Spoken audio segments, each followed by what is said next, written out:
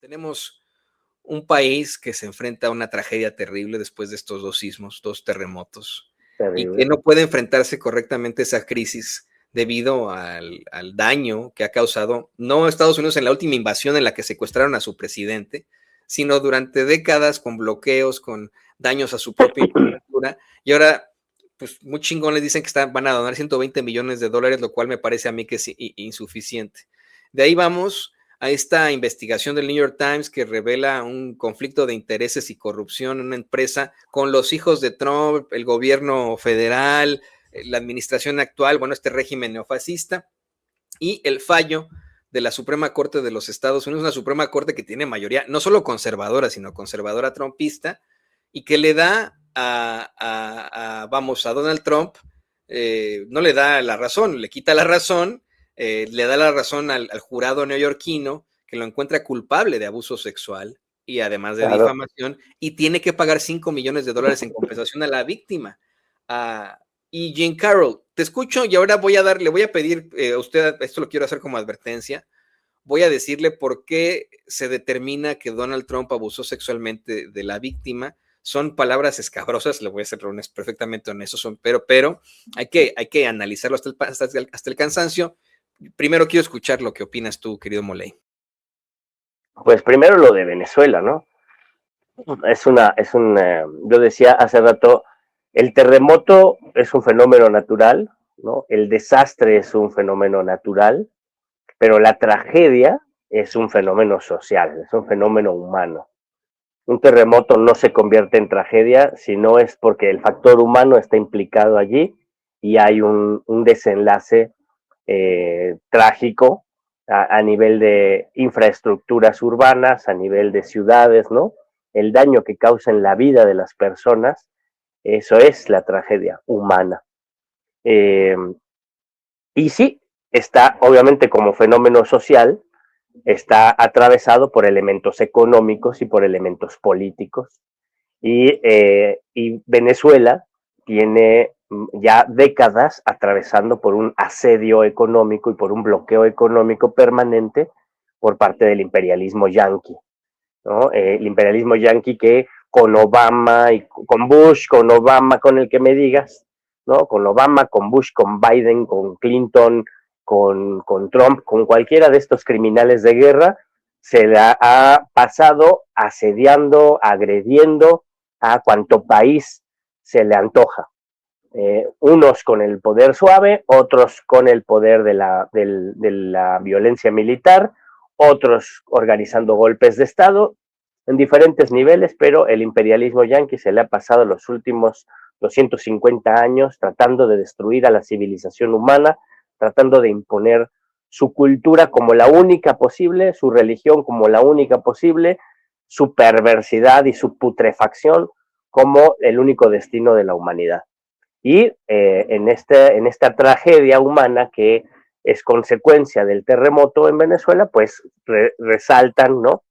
Estas intervenciones, las limitaciones, muchas limitaciones que tiene hoy el Estado venezolano para responder con eficacia al llamado de su pueblo y a la necesidad de su pueblo, a la urgencia, pues tienen que ver con las limitaciones económicas propias de tener cuentas controladas, millones, cientos de millones de dólares congelados en cuentas bancarias que el imperialismo yanqui no permite que el gobierno, el Estado venezolano utilicen de manera absolutamente artera, de manera absolutamente ilegal. Y ya viene la grosería, después viene el insulto, ¿no? Que el insulto es querer donar unos cuantos millones de dólares, donar. Además, toda la implicación moral que tiene el que te hagas, te finjas el donador, ¿no? El simpático donador, el filantrópico donador de unos cuantos millones de dólares, cuando el dinero de Venezuela está congelado, ¿no? El dinero del propio pueblo no puede ser utilizado, y cuando te gastas 29,000 millones de dólares, por decirlo poquito, 1,000 millones de dólares diarios en una guerra absolutamente injusta, absolutamente inmoral, absolutamente arbitraria en contra del pueblo de Irán, ¿no? Cuando se han gastado más de cientos de miles de millones de dólares, se han gastado en apoyar al genocidio en Palestina, en apoyar al ente sionista y se quieren mandar una grosería a el pueblo venezolano como donación, ¿no? Y además de esto, sí ha llegado a Estados Unidos, a Venezuela, sí está interviniendo, o sea, sí mandó efectivos a Venezuela, a Estados Unidos, pero no mandó médicos, no mandó rescatistas, no vayan a creer ustedes, no mandó ingenieros, no mandó, no sé, profesionales, ¿no? Binomios caninos como los que México ha enviado. ¿Qué mandó Estados Unidos a Venezuela? Marines, ¿no? Marines artillados, que bajaron a Venezuela para hacer la ocupación física total del territorio venezolano, ¿no? Entonces, esta tragedia, este terrible desenlace que tienen estos dos terremotos, sobre todo en el territorio de La Guaira, no nos quepa la menor duda que busca ser aprovechado geopolíticamente por el imperialismo yanqui para apoderarse de manera total del territorio venezolano, ¿no? Va a ser muy difícil sacar a esos marines de allí una vez que han llegado a tierra, se han apostado, ¿no? Y estamos viendo una invasión, estamos atestiguando una invasión por tierra de parte del imperialismo yanqui del territorio venezolano, aprovechando la catástrofe y aprovechando la tragedia del terremoto. No le interesa ayudar a la población, ni siquiera para dar una careta de ayuda, ni siquiera para intentar ganarse la simpatía de la población, tratar de ayudar, ¿no? al pueblo, llevar alimento, llevar agua, ¿no? Llevar rescatistas, llevar ambulancias, llevar médicos. Eso por lo menos serviría para taparle el ojo al macho, como decimos aquí, para tratar de convencer de que tienen buenas intenciones. Ni siquiera se están dando esa labor, ¿no? Están simplemente ocupando el territorio venezolano con sus soldados, ¿no? Manteniendo congeladas las cuentas, y seguramente de aquí vendrá una artimaña para buscar el cambio de régimen político en Venezuela en los siguientes meses, no me queda la menor duda. En otros momentos de la historia, estas tragedias, en El Salvador sucedió, en México sucedió, estas tragedias han simbrado a los sistemas políticos y han permitido que la sociedad civil y los pueblos se movilicen, ubicando cuáles son las grandes limitaciones de los estados oligárquicos e iniciando procesos para superar o para desmontar esos estados oligárquicos.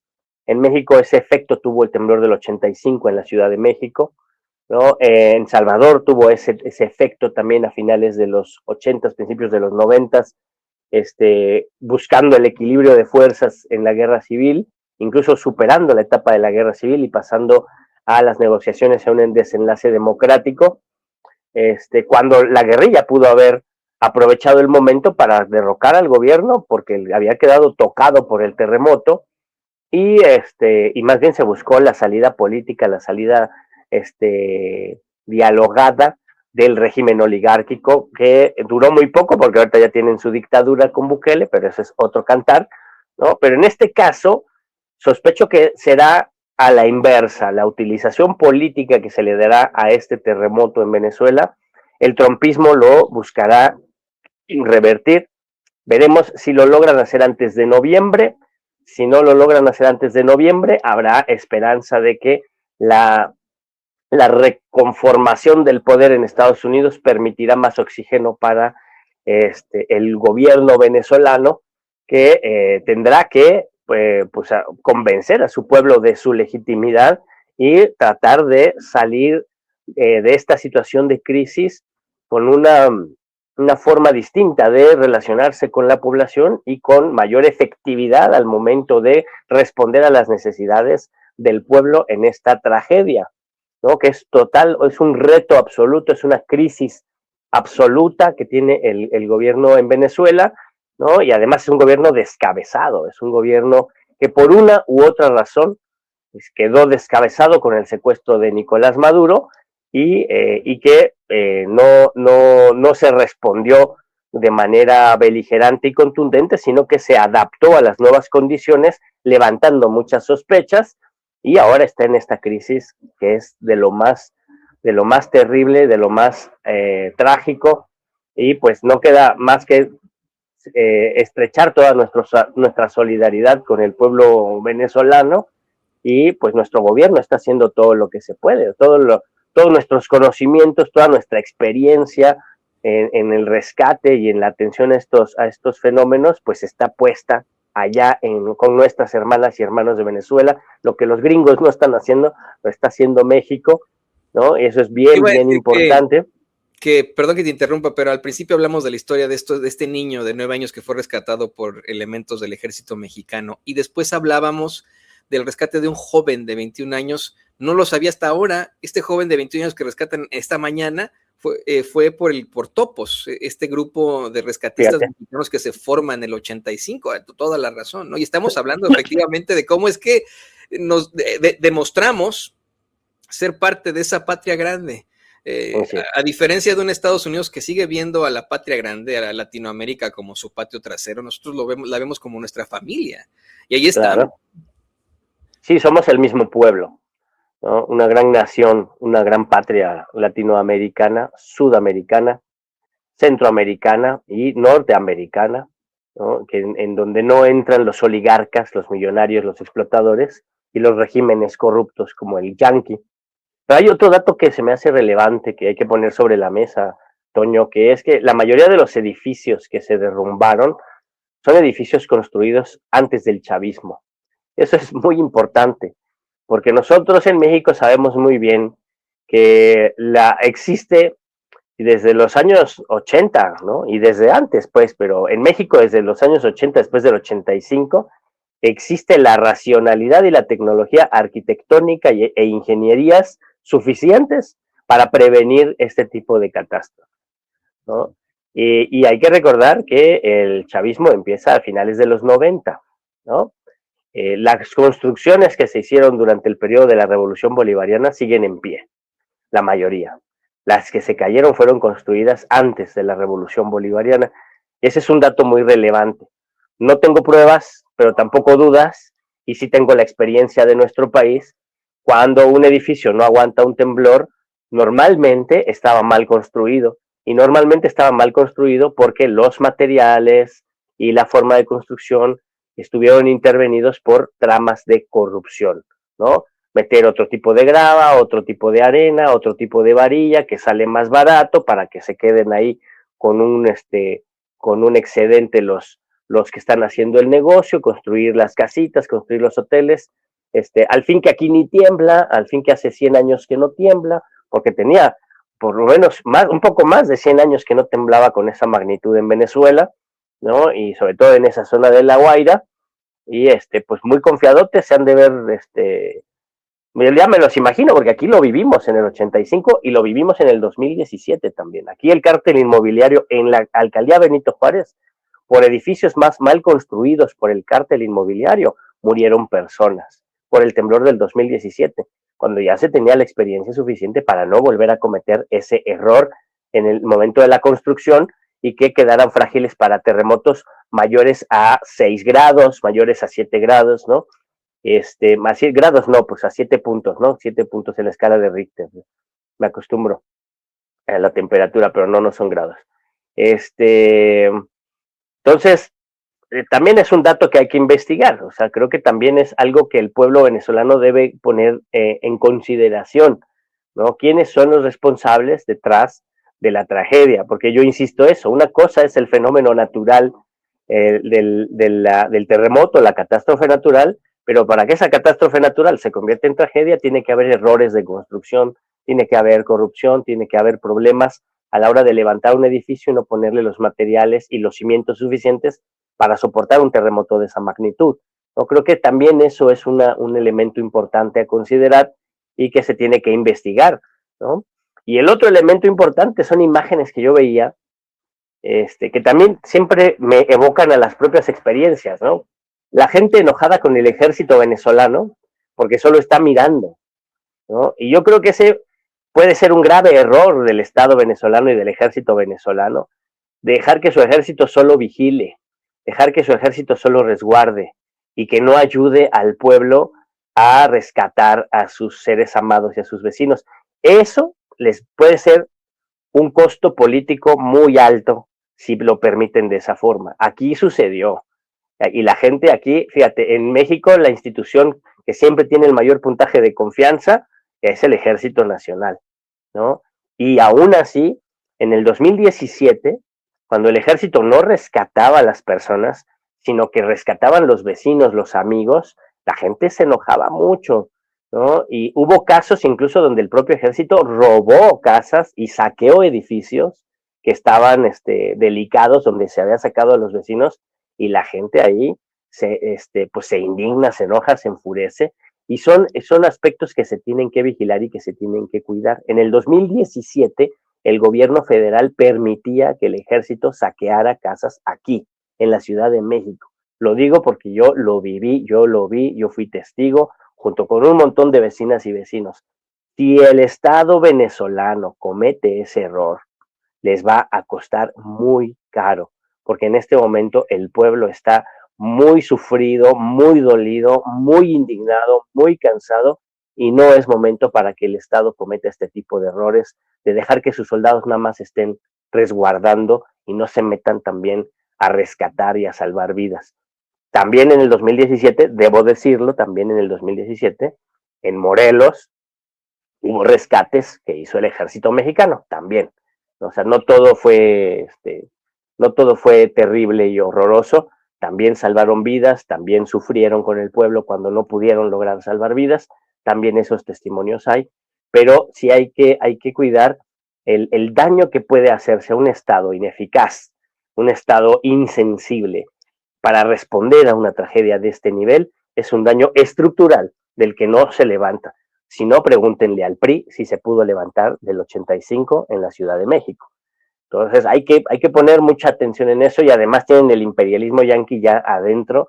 La circunstancia es muy compleja porque también este terremoto, esta tragedia humana, la debemos entender en el contexto internacional, ¿no? En el horroroso contexto, en el distópico contexto internacional en el que nos han metido el neofascismo en el siglo XXI, ¿no? Y entonces eso nos ayuda a entender mejor cuáles son las intenciones del trumpismo y del imperialismo yanqui y del sionismo para América Latina, y cómo una tragedia de este tipo la van a aprovechar de la forma más oportunista, más cruel y más vil y politiquera, ¿no? También eso hay que asumirlo, entenderlo y prepararnos. Sí, sí, en definitiva. Yo insisto en que, híjole, le debemos también como mucho como humanidad y como Latinoamérica a ese pueblo venezolano. Y te lo digo porque acá en Estados Unidos y en México, desafortunadamente ante la migración se ha presentado, se han presentado una serie de incidentes de... Suscríbase y si puede, apoye este proyecto de periodismo libre e independiente con un superchat. No le hace que este sea un video pregrabado. También nos puede hacer un donativo. Aquí abajito de la pantalla hay un signo de pesos o de dólares adentro de un corazoncito que dice gracias o thanks. Píquele ahí y apoya la verdad con justicia.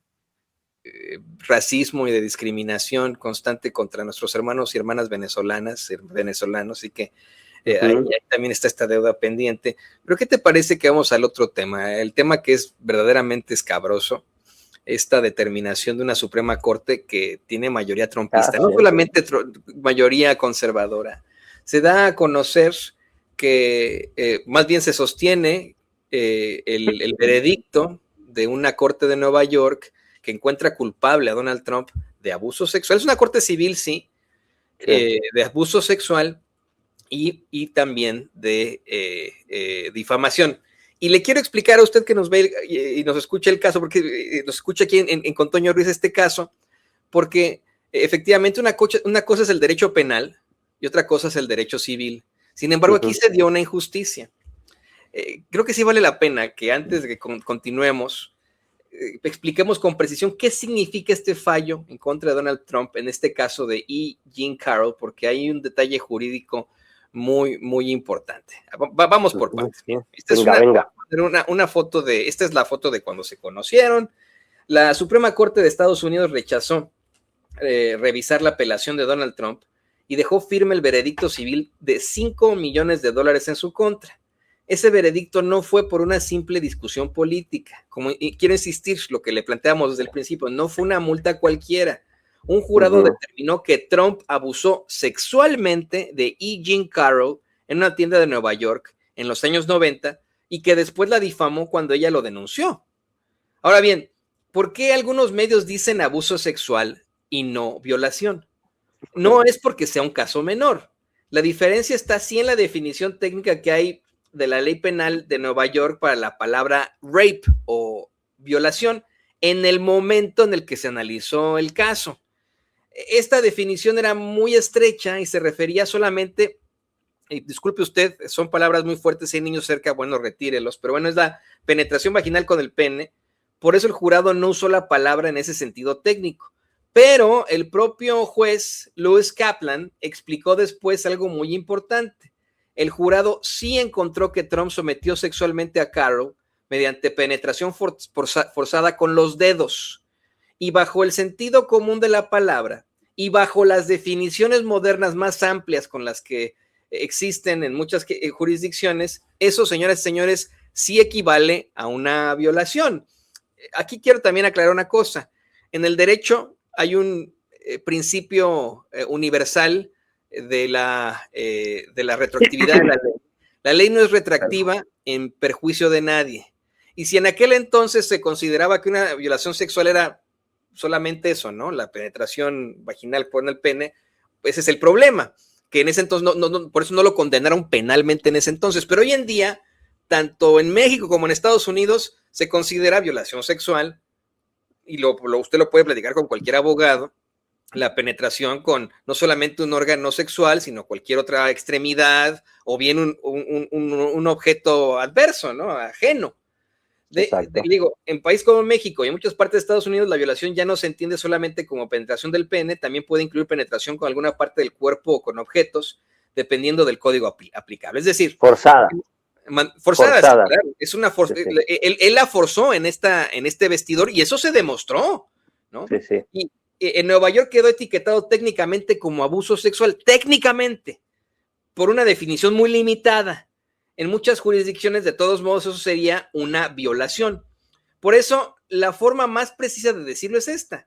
Donald Trump no fue condenado penalmente, este fue un juicio civil, sí, pero sí quedó firme un veredicto civil que lo declaró responsable de abuso sexual y difamación contra E. Jean Carroll, y el juez dejó claro que en el sentido común de la palabra, lo que el jurado determinó que ocurrió equivale a una violación. Ese es el punto central.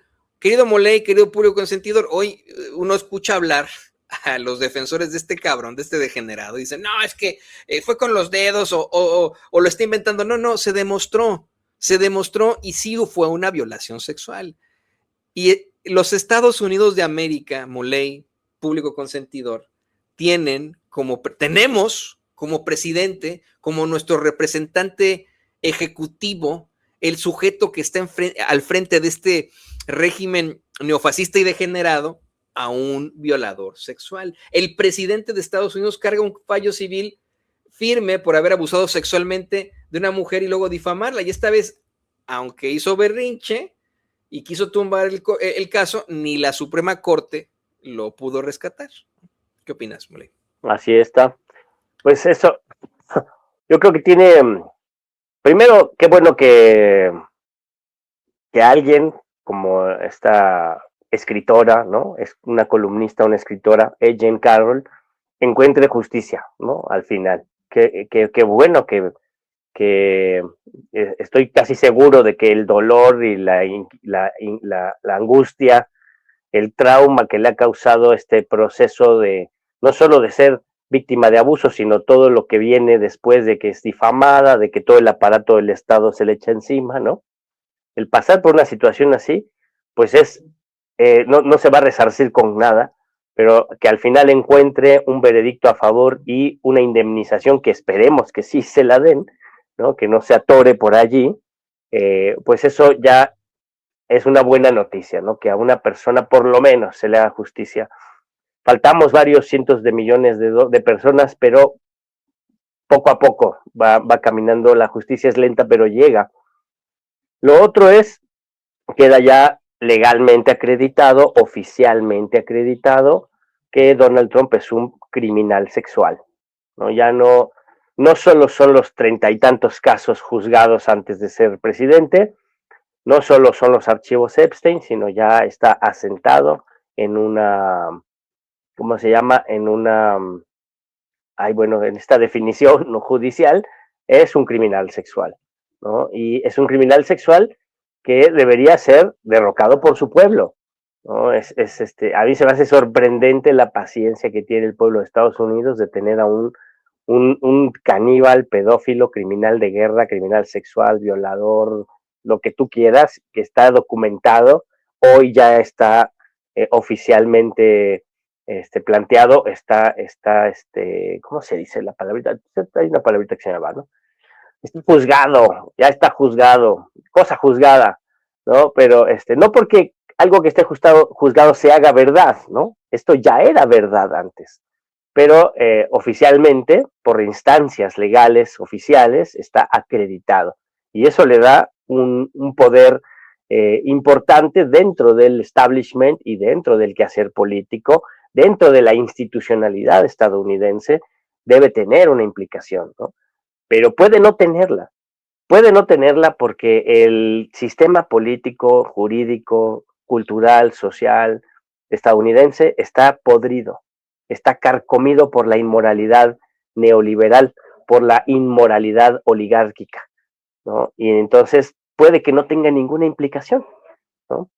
Pero yo creo que hay que tener cuidado nosotros, ¿no?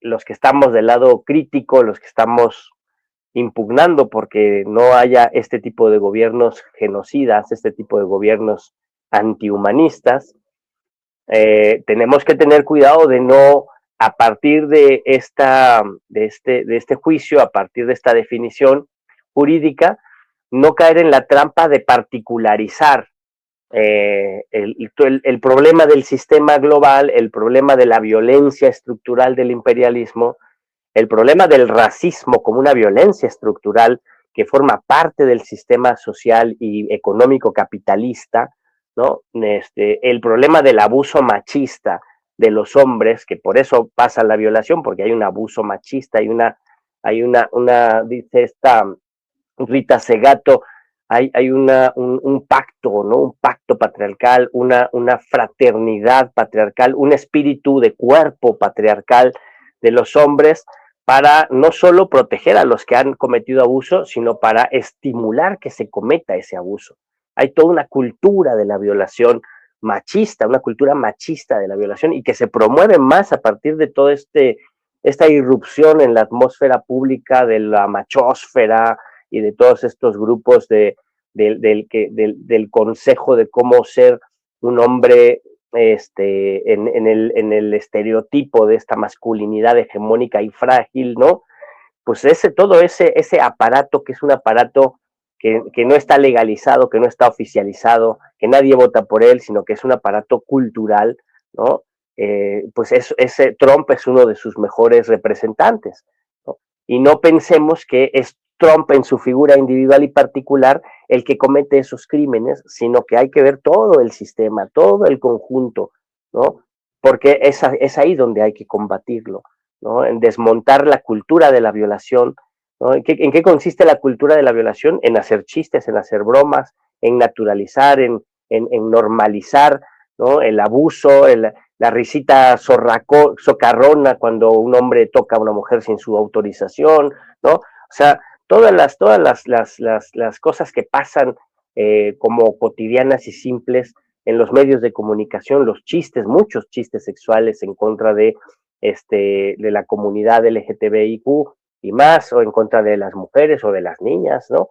O hay que observar mucho eso, ¿no? Porque eso es lo que está sosteniendo este tipo de abusadores, ¿no? Además de todo el sistema económico, ¿no? Imperial, ¿no? Toda esta oligarquía financiera, ¿no? Esta fusión del capital bancario con el capital industrial, que se fusiona también con las nuevas tecnologías y el gran capital que generan las nuevas tecnologías, y que se fusiona con el crimen organizado y con el narco, ¿no? Entonces, este narcoimperialismo, esta narcooligarquía financiera que sostiene a este personaje, es la que está articulando todo el sistema político y económico y militar en Estados Unidos y en Israel, ¿no? Y no está todo sujeto por Donald Trump, ¿no?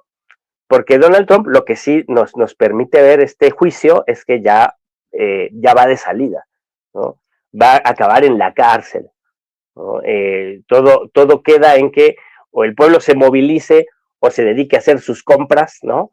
Que normalmente es lo que está haciendo el pueblo de Estados Unidos, está haciendo sus compras, aunque no tenga dinero, aunque se endeude, la filosofía es tengo, luego existo, o se moviliza para mover los cimientos de este régimen y derrocar al trumpismo, o se espera a noviembre, ¿no? Para hacer una votación que le dé el gobierno a alternativas que sí están surgiendo, sí es cierto, están surgiendo alternativas democráticas dentro del Partido Demócrata, ¿no? Es casi evidente, todo el mundo lo sabe, es un secreto que no es tan secreto a voces, ¿no? Donald Trump va a recibir un golpe mortal en noviembre en las elecciones,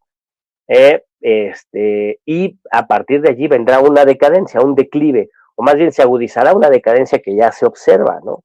Esta definición jurídica, este veredicto es parte de ese debilitamiento de las capacidades del trumpismo, ¿no? Y veremos emerger otra reconfiguración política que podrá o no beneficiar a las víctimas de los crímenes de Trump.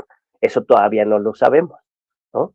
Entonces, por eso digo, no hay que particularizar en Trump toda esta putrefacción, porque podemos cantar victoria en el 2019, perdón, en noviembre del 26, podríamos cantar victoria porque se debilita el trumpismo, incluso porque cae Trump, pero si no cae el conjunto de su sistema, el conjunto de su régimen, el conjunto de los pivotes del poder económico que sostienen este sistema, pues va a continuar la guerra en Irán y va a continuar el intervencionismo yanqui en México y el intervencionismo yanqui en América Latina y el saqueo de Venezuela, ¿no? Entonces, ese es el asunto que yo creo que hay que ponernos mucha atención. Es positivo que tengamos este veredicto y que oficialmente se pueda decir sin ningún problema, Donald Trump es un criminal sexual, es un violador, eso es positivo, pero hay que tener cuidado en pensar que él es el criminal, el maquiavélico criminal que concentra todo el poder y quitándolo a él se resuelven nuestros problemas. Eso no es así y hay que tener cuidado con esas particularizaciones. ¿Por qué lo digo? Y cierro con esto la idea, mi querido Toño. Es una de las estratagemas que ha estado desarrollando esta nueva etapa, este nuevo fascismo, ¿no? Este neofascismo, que es antipolítico, que es antiestado, a diferencia del fascismo del siglo XX, este fascismo repudia la institucionalidad y el Estado, y es un fascismo directamente, la ideología del capital sin mediación, ¿no? La ideología de los ricos y el ejercicio de los ricos del poder sin mediaciones estatales, destruyendo cualquier institucionalidad y subordinando al conjunto de la sociedad a la dinámica del mercado y a la máxima ganancia y a la máxima acumulación de la riqueza en pocas manos. Pero una estratagema política que utilizan es poner al loquito, al fanático, al enfermo, que si uno se cree gato, si uno se cree perro, uno se cree tigre, el otro se cree león, ¿no? Todo pinche despeinado, ahí podría estar hasta yo, mire, con mi greña, ¿no? Uno todo despeinado, mugroso, con caspa en los hombros, que dice que es superior estéticamente y se acuesta con su hermana y habla con un perro muerto. Bueno, todas esas particularidades que hacen tan atractivo al personaje, por repugnante, no permite ver el conjunto del sistema y el conjunto de la dinámica del poder del capital, que es lo que está de fondo. Y lo mismo pasa con Aspriella, y lo mismo pasa con Noboa, lo mismo pasa con Bukele, y lo mismo pasa con Netanyahu, ¿no? Entonces no hay que perdernos observar el conjunto del bosque por mirar el pinche árbol, ese árbol enfermo, ese árbol que, bueno, no, los árboles no tienen la culpa. Ese personaje fanático, enfermo, fanático religioso, violento, que quiere destripar a la gente, ¿no? Que se cree que es un Terian, ¿no? Que con todo el respeto a los Terian, pero Milei es un Terian, Asprilla es un Therian, por definición se creen animales, ¿no? Se comportan como tales, nada más que los animales no tienen moral y no pueden responder a sus actos frente a la justicia y frente al juicio de la historia, y estos neofascistas son seres humanos, aunque se creen animales, tienen moral y tienen que responder tarde o temprano, van a responder al juicio de la historia y al juicio de la ley y al juicio de los pueblos. Que no les quepa la menor duda, la historia da vueltas y da vueltas rápidas y pronto estarán en el banquillo de los acusados los que hoy se sienten muy poderosos y que nos van a destripar a todos.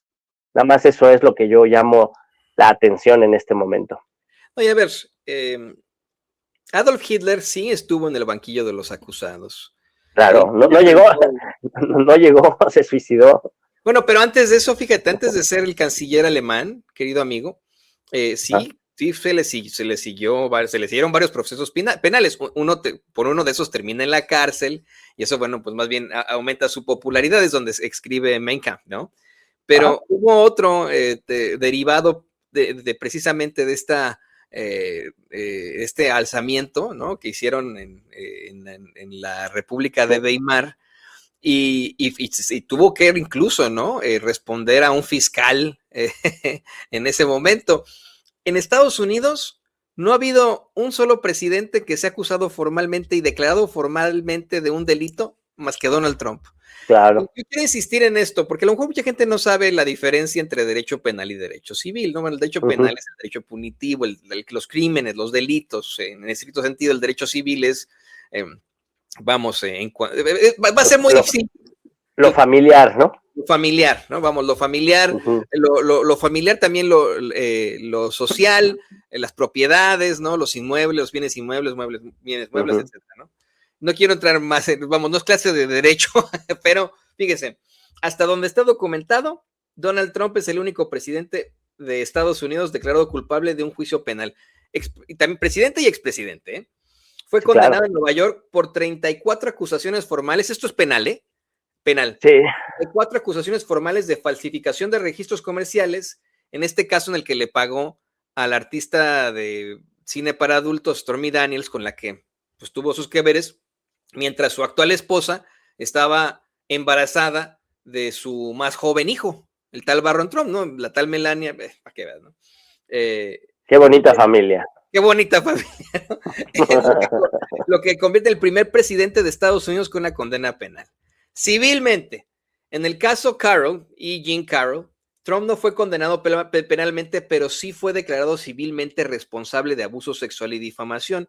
Y la Suprema Corte acaba de dejar firme este veredicto de $5 millones al revisar su apelación.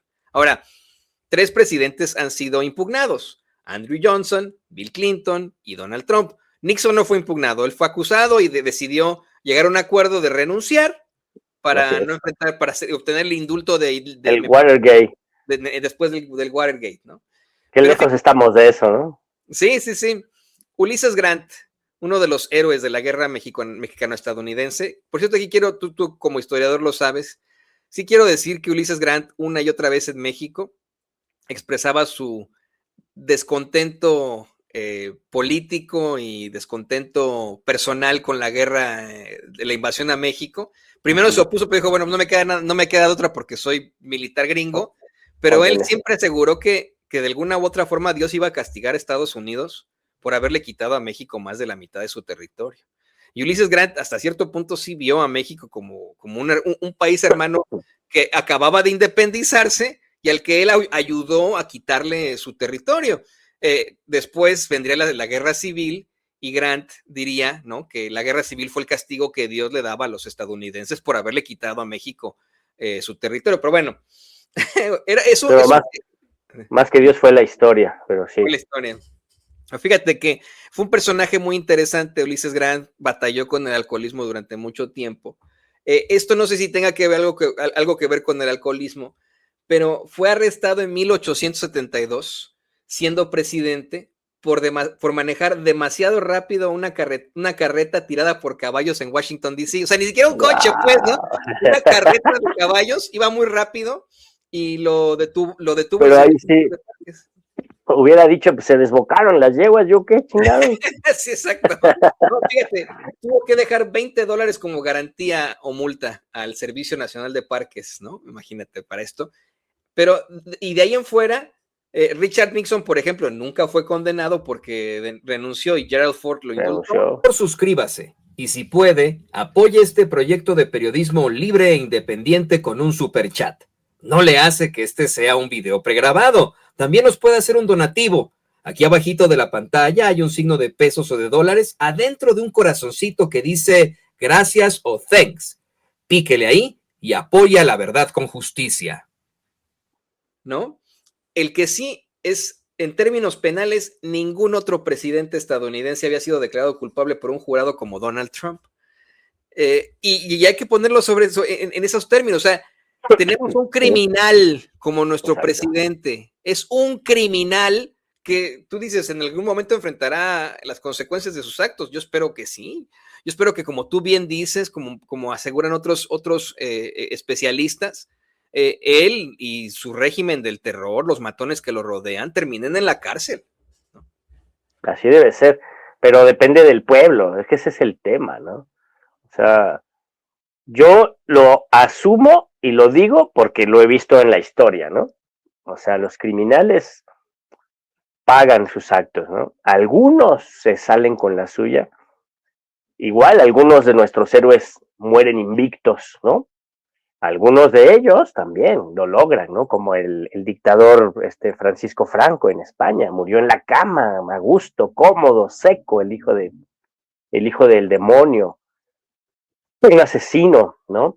Pero en muchos casos, a partir de la movilización, a partir de la participación y de la acción política de mayorías sociales, se puede hacer justicia frente a estos horrorosos dictadores y bestias humanas, ¿no? Que causan dolor al pueblo y que saquean al pueblo, ¿no? Y ahora tiene una agravante más, o sea, este neofascismo, esta forma del capitalismo que estamos atestiguando en el siglo XXI, tiene la agravante de destruir el medio ambiente en un momento de crisis, ¿no? Porque la modernidad burguesa siempre ha destruido el medio ambiente, ¿no? Hay este concepto de el antropoceno, ¿no? Esta idea de que a partir de hace 200 años, la intervención del hombre, o más bien desde la revolución neolítica, ¿no? Y la intervención del hombre en la naturaleza, del hombre, perdonen por decir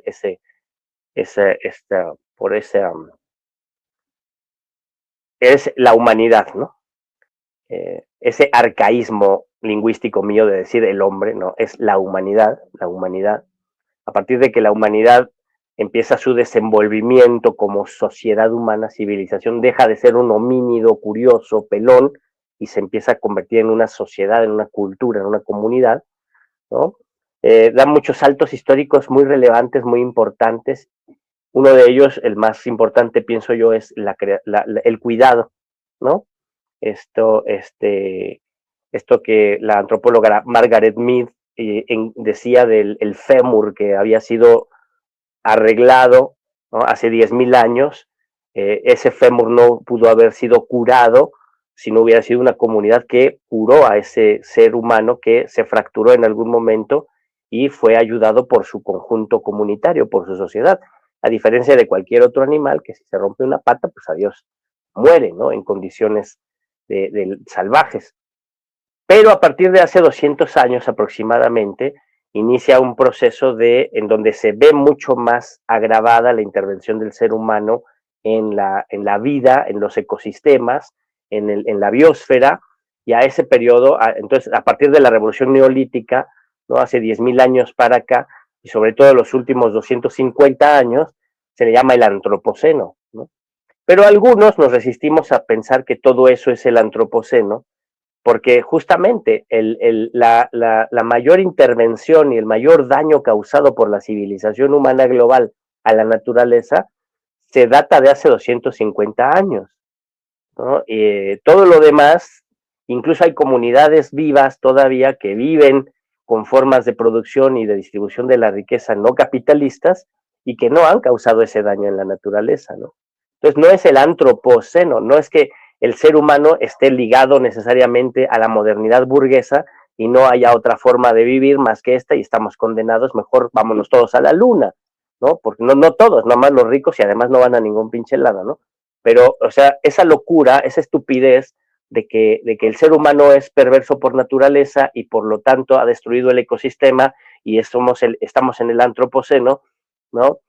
Más bien son los últimos 200 años de desarrollo de la modernidad burguesa, de desarrollo del capitalismo, de desarrollo de la gran industria pesada, ¿no? Y de desarrollo de la lógica económica del mercado. Porque el problema no es solo la industria o no es la industria per se, el problema no es la tecnología per se, el problema no es la civilización per se, el problema es la forma en que está organizada esta civilización a partir de las leyes del mercado y de la acumulación capitalista. Ahí está la cuestión. Y esto tiene 250 años. No ha sido toda la historia de la humanidad. Entonces, los que planteamos esto decimos que es el capitaloceno, no es el antropoceno, es el capitaloceno, los últimos 200 años de desenvolvimiento de la historia humana, donde han pasado 2 guerras mundiales, donde han pasado los terribles genocidios más brutales, donde han pasado un montón de hecatombes humanas, económicas, políticas y naturales, ¿no? Entonces, hoy en día, tanto de las Priella como Noboa, como Bukele, como Milei, ¿no? Los panistas, los priistas y los del MC aquí en México, y el trumpismo, Netanyahu y las ultraderechas, por ejemplo, coinciden en negar el calentamiento global, ¿no? Coinciden en subordinar la existencia de la biosfera, de la naturaleza, subordinarlas a las lógicas de la acumulación capitalista, del extractivismo capitalista, ¿no? Y esa forma de entender la vida y de imponer la muerte del desarrollo de la concentración del capital por encima de esa vida, eso ya es un suicidio, eso ya es plantear el suicidio colectivo como única alternativa civilizatoria para la humanidad, y lo están haciendo. Y además tienen su filosofía de la muerte, tienen su filosofía de la ilustración obscura, tienen su filosofía del transhumanismo, ¿no? Y tienen su posición política, que ya no es la posición política liberal de las viejas burguesías tradicionalistas o de las viejas derechas liberales, ¿no? Sino que ahora, ni de los autoritarismos fascistas del siglo XX, que eran estatalizadores, ¿no? Sino que ahora este neofascismo tiene como ideología política el autoritarismo tecnológico, ¿no? Algunos le llaman tecnofascismo, pero más que tecnofascismo es un autoritarismo tecnológico, un tecnoautoritarismo, ¿no?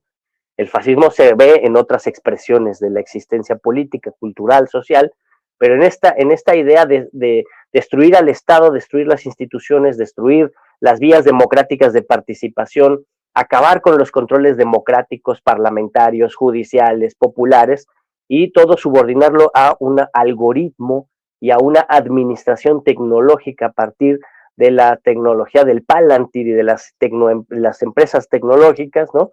Ese tecnoautoritarismo es la ideología política de este grupo de millonarios que tienen como sus títeres a personajes como Donald Trump o como Javier Milei o como Netanyahu, ¿no? Y frente a eso estamos, y entonces depende de la movilización popular, depende de la acción política, depende de la defensa de la democracia y de las instituciones por parte de una mayoría social, y de poner reglas y de hacer cumplir esas reglas, y si es necesario hacerlas cumplir por la fuerza, para que los oligarcas y los grandes tecnoreaccionarios, tecnoautoritarios, tecnofascistas, no se salgan con la suya, ¿no? Y ahí los estados nacionales y la comunidad internacional, incluida la Organización de las Naciones Unidas, tienen que ponerse a trabajar en crear herramientas jurídicas y mecanismos de control para, por un lado, limitar y delimitar la riqueza de los grandes oligarcas y, por otro lado, limitar y delimitar la capacidad de influencia política y social de las grandes tecnológicas, ¿no? Creo que ahí es donde estamos perdiendo la carrera, porque de eso depende, disculpen que me haya dado toda esta vuelta, pero de eso depende hacer que acaben en los tribunales los fascistas de nuestro tiempo y los terian terroristas como Milei y como de la Espriella, que son verdaderos monstruos antipolíticos y útiles solo para una minoría social, ¿no? Bueno, y además originados por alguien como Donald Trump, ¿no? O sea, ese es hoy veíamos hasta estas viñetas que ponen en todas partes de la maldad ultraderechista del continente americano, ¿no? Y vemos estos personajes. Moley, yo feliz, como siempre, de que puedas acompañarnos aquí ya más veces, más tiempo, que podamos hacer mucho en estos espacios de con Toño Ruiz. Te pido por favor que nos compartas tus redes sociales y bueno, pues los datos también de la 4TV para que la gente te busque Claro que también sí. por allá. Claro que sí. Muchas gracias, Toñito. Nada más a esta parte que dijiste al final, originados por Donald Trump, yo diría que no. Son originados por nuestras propias sociedades, en donde todavía queda ahí el huevo de la serpiente fascista que no hemos podido eliminar por completo. Y ahí es donde se originan estos monstruos que luego son apoyados por el gran capital y por personajes como Donald Trump. Pero en realidad son monstruos que se originan en nuestras sociedades, ¿no? Hay que ponernos mucha atención en eso. Y pues yo soy Moley Maza Ontiveros, muy agraciado por la invitación que me hace mi camarada Antonio Ruiz a su espacio, un espacio muy importante al que hay que apoyar con muchos likes, con muchos superchats y con muchos apoyos ahí al PayPal. Y pues yo acá ando, me encuentran en Molay Maza en Facebook, Molay-Maza en X, Molay otra vez en esa cosa del TikTok. Mientras nos mantengamos allí estaremos, y si no, buscaremos otras herramientas como la asamblea, el meeting y el volanteo, que son indispensables para nuestro movimiento político y social también. Entonces, pues ya acá andamos. No sé si ya me desconecté o qué pasó. No, aquí estás, aquí estás. Mira, mientras exista con Toño Ruiz, no sé cuánto vaya a existir. ¿O te saliste o qué nos pasó? A veces pasa, a ver si ya me ves, pasa que cuando hago el cambio de imagen o salgo unos momentos, el entrevistado, el invitado no me ve, ¿no? Quién sabe por qué, pero quiero decirte que pase lo que pase, a menos que pues nosotros dejáramos de existir, que eso puede llegar a pasar, ¿no? Ante pues la falta de apoyo. o físicamente, de repente. También, ¿no? De repente físicamente uno deja de existir y pues ya, eso sí, uno, ¿qué va a hacer? No se puede controlar. No somos inmortales, ¿no? Entonces, vamos, ¿no? A menos que eso llegue a pasar, aquí siempre tendrás no solamente las puertas abiertas, sino las pantallas y los micrófonos abiertos, querido amigo. Muchas gracias, Toñito. No se olviden en México ir a la marcha el 26 de julio en apoyo a la Revolución Cubana. La movilización del 26 de julio va a ser muy importante para apoyar a nuestros hermanos en Cuba y para refrendar la solidaridad de nuestro pueblo con la revolución. Y pues ya con esa me despido. Mándame el flyer y lo ponemos con mucho gusto, ¿sale? Así le hacemos, Moley. Y pues muchas gracias a mi amigo, compañero de lucha y por supuesto historiador Moley Maza aquí con Toño Ruiz. Gracias, Moley. Nos vemos a la próxima. Fíjese, gracias.